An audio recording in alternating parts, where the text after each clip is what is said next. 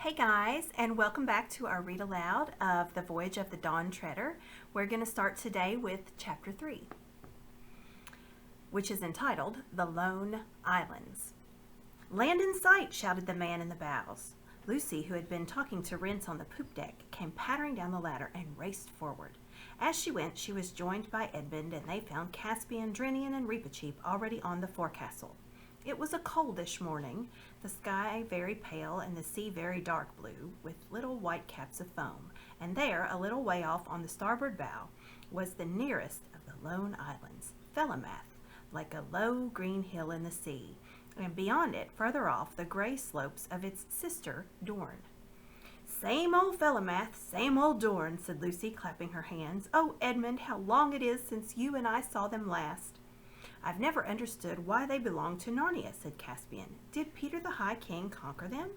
"Oh, no," said Edmund. "They were Narnian before our time, in the days of the White Witch." By the way, I have never yet heard how these remote islands became attached to the crown of Narnia. If I do, and if the story is at all interesting, I may put it in some other book. "Are we to put in here, sire?" asked Drinian. "I shouldn't think it would be much good landing at Felamath," said Edmund. "It was almost uninhabited in our days, and it looks as if it is the same still. The people lived mostly on Dorn, and a little on Avra. That's the third one. You can't see it yet. They only kept sheep on Felamath." "Then we'll have to double that cape, I suppose," said Drinian, "and land on Dorn. That'll mean rowing." "I'm sorry we're not landing on Felamath," said Lucy. "I'd like to walk there again. It was so lonely, a nice kind of loneliness, and all grass and clover and soft sea air." "I'd love to stretch my legs now too," said Caspian. "I'll tell you what, why shouldn't we go ashore in the boat and send it back, and then we could walk across Felamath and let the Dawn Treader pick us up on the other side." If Caspian had been as experienced then as he became later on in this voyage, he would not have made this suggestion, but at the moment it seemed an excellent one. "Oh, do let's," said Lucy. "You'll come, will you?" said Caspian to Eustace, who had come on deck with his hand bandaged. "Anything to get off this blasted boat," said Eustace. "Blasted?" said Drinian. "How do you mean?" "In the civilized country like where I come from," said Eustace, "the ships are so big that when you're inside you wouldn't know you were at sea at all." "In that case you might as well just stay ashore," said the captain. "Will you tell them to lower the boat, Drinian?" The king, the mouse, the two Pevensies, and Eustace all got into the boat and were pulled to the beach of Felamath. When the boat had left them and was being rowed back, they all turned and looked around. They were surprised at how small the Dawn Treader looked. Lucy was, of course, barefoot, having kicked off her shoes while swimming, but that is no hardship if one is going to walk on downy turf. It was delightful to be ashore again and to smell the earth and the grass, even if at first the ground seemed to be pitching up and down like the ship, as it usually does for a while if one has been at sea. It was much warmer here than it had been on board, and Lucy found the sand pleasant to her feet as they crossed it, and there was a lark singing. They struck inland and up a fairly steep though low hill. At the top, of course, they looked back, and there was the Dawn Treader, shining like a great bright insect and crawling slowly northwestward with her oars. Then they went over the ridge and could see her no longer. Dorn now lay before them, divided from Felamath by a channel about a mile wide. Behind it and to the left lay Avra. The little white town of Narrowhaven on Dorn was easily seen. "Hello, what's this?" said Edmund suddenly. In the green valley to which they were descending, 6 or 7 rough-looking men, all armed, were sitting by a tree. "Don't tell them who we are," said Caspian. "And pray your majesty, why not?" said Reepicheep, who had consented to ride on Lucy's shoulder. "It just occurred to me," replied Caspian, "that no one here can have heard from Narnia for a long time. It's just possible they may not still acknowledge our overlordship, in which case it might not be quite safe to be known as the king." "We have our swords, sire," said Reepicheep. "Yes, Reep, I know we have," said Caspian, "but if it is a question of reconquering the islands, I'd prefer to come back with a rather larger army." By this time they were quite close to the strangers, one of whom, a big black-haired fellow, shouted out, "A good morning to you!" "And a good morning to you," said Caspian. "Is there still a governor of the Lone Islands?" "To be sure there is," said the man. "Governor Gumpus. His sufficiency is at Narrowhaven. But you'll stay and drink with us?" Caspian thanked him, though neither he nor the others much liked the look of their new acquaintance, and all of them sat down.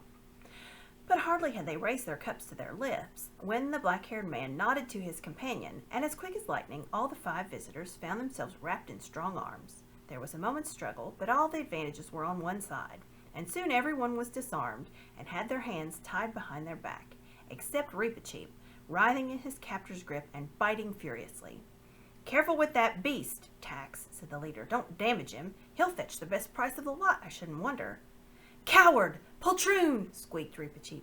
"Give me my sword and free my paws if you dare." "Whew!" whistled the slave merchant, for that is what he was. "It can talk! Well, I never did. Blowed if I take less than 200 crescents for him." The Calorman crescent, which is the chief coin in those parts, is worth about 1/3 of a pound. "So that's what you are," said Caspian, "a kidnapper and a slaver. I hope you're proud of it." Now, said the slaver, "don't you start any jaw. The easier you take it, the pleasanter all around. See, I don't do this for fun. I got to make my living same as anyone else." "Where will you take us?" asked Lucy, getting the words out with some difficulty. "Over to Narrowhaven," said the slaver, "for market day tomorrow." "Is there a British consul there?" asked Eustace. "Is there a what?" said the man. But before long Eustace was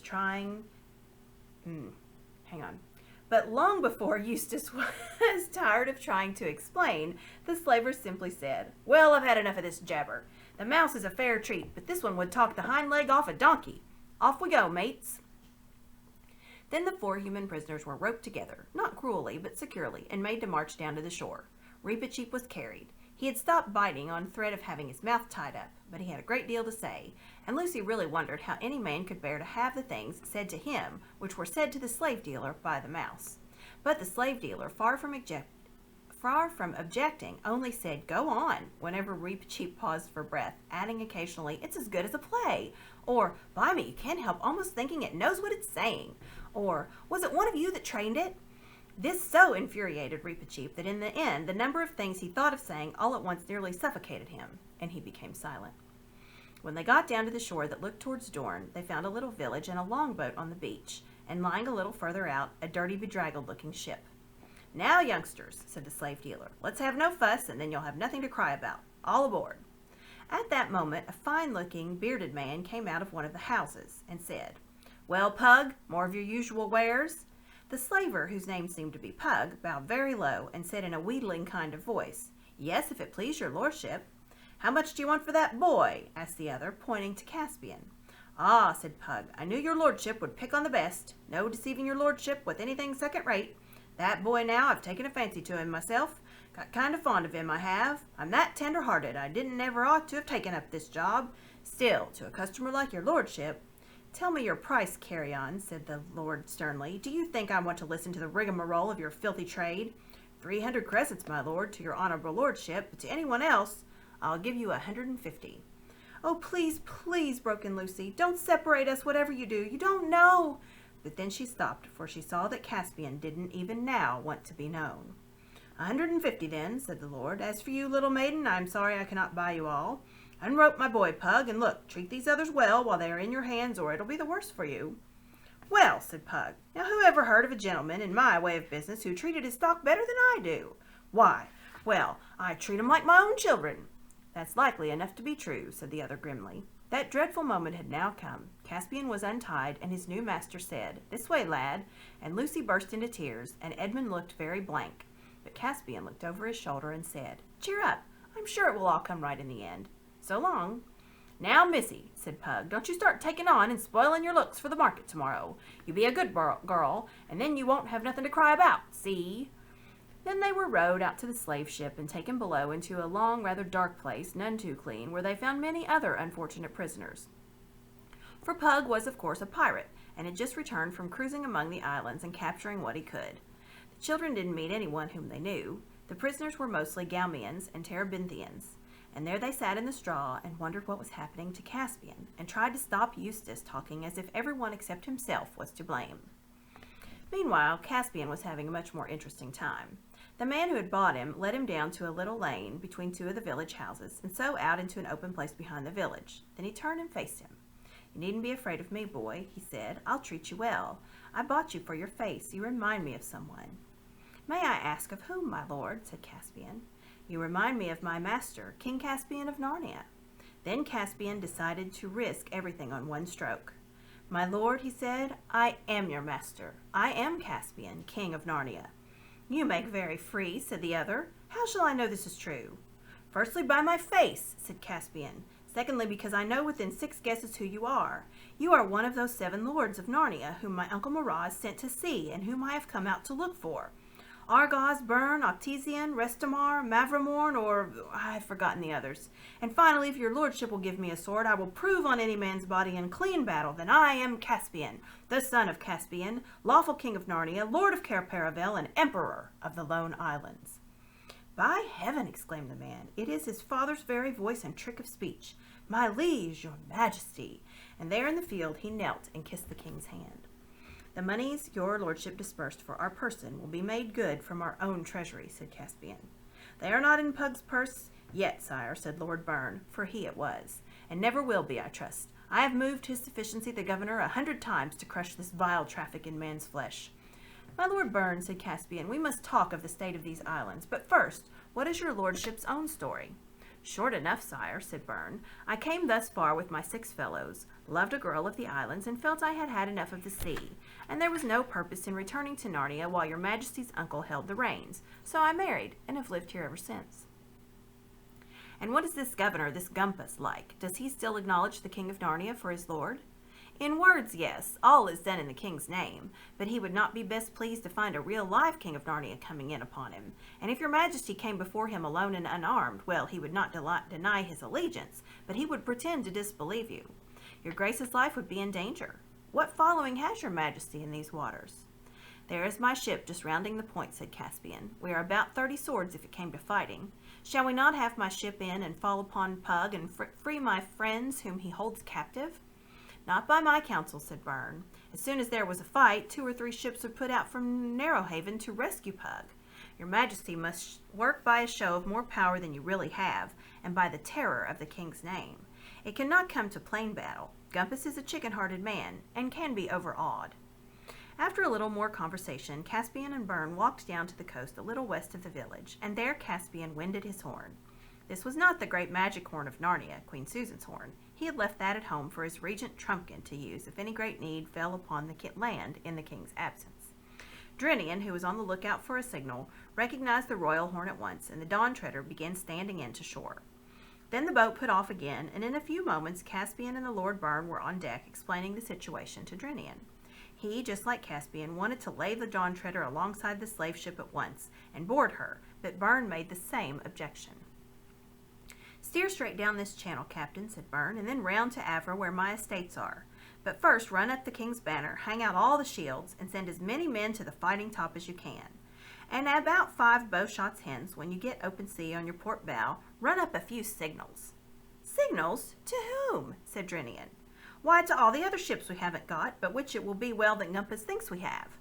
Oh, I see, said Drinian, rubbing his hands, and they'll read our signals. What shall I say? Whole fleet round the south of Avra and assemble at Burnstead, said Lord Byrne. That'll do excellently. Their whole journey, if there were any ships, would be out of sight from Narrowhaven. Caspian was sorry for the others languishing in the hold of Pug's slave ship, but he could not help finding the rest of that day enjoyable. Late in the afternoon, for they had to do all by oar, having turned to starboard round the northeast end of Dorne and poured again round the point of Avra, they entered into a good harbor on Avra's southern shore, where Byrne's pleasant lands sloped down to the water's edge. Byrne's people, many of whom they saw working in the fields, were all free men, and it was a happy and prosperous Fife. Here they all went ashore and were royally feasted in a low pillared house overlooking the bay. Byrne and his gracious wife and merry daughters made them good cheer, but after dark, Byrne sent a messenger over by boat to Dorne to order some preparations, he did not say exactly what, for the following day.